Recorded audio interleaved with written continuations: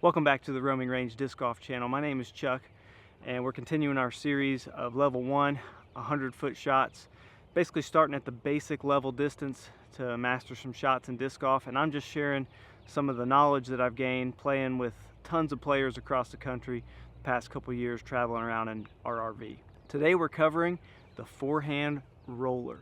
This is a shot that I pretty much got a lot of practice with because my dog Winston loves to fetch a frisbee, especially a roller. So we're going to teach you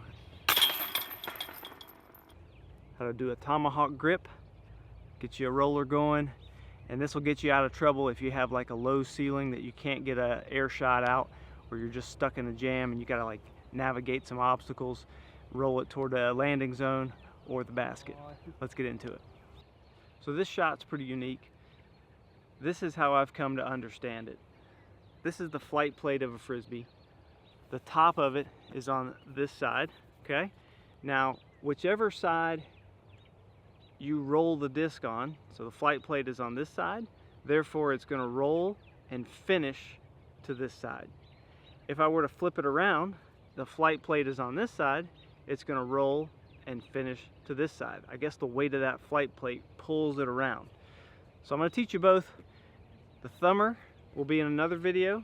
That's with the flight plate with a right turning shot. But today we're going to learn, it's basically the forehand grip. It's going to turn left because the flight plate is on the left, and it's a good shot to get you out of trouble. This shot's all about angles.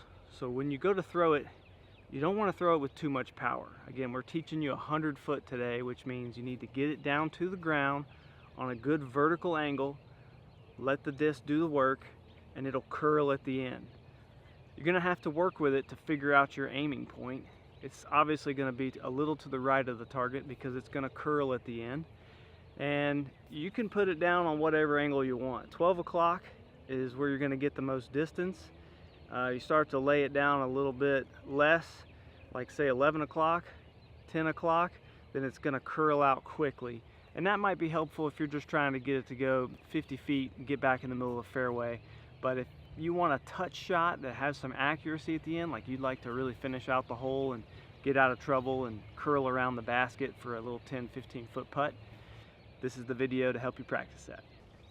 This shot requires a lot of touch, and what I mean by that is it has to come out of your hand with the right power. It has to land the right distance away from your stance and your target. Just, you know, it can't just come out at your feet and expect to roll 100 feet.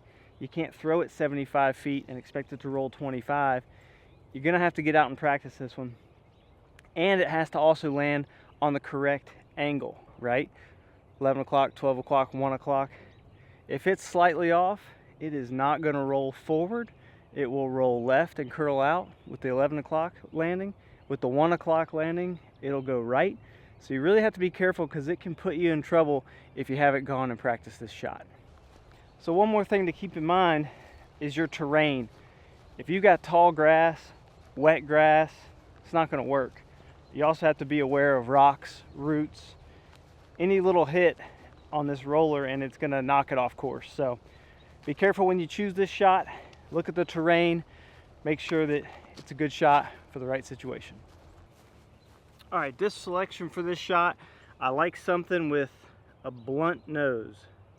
So in my collection, I've got the R Pro Rhino, which is nice and flat. Got a good blunt edge on the edge. This is the one I learned to throw for my dog. It works out great. Almost better than that one is the Castoplast Berg because the edge on it is nice and smooth and very flat. So far this one's been a little bit better than the R Pro, but it's not gonna matter. You just gotta get out there and practice. And I recommend sticking to one frisbee. For this 100-foot distance, find one that works for you so you can get out of trouble. Stick to it. That way you know the feeling of getting the release.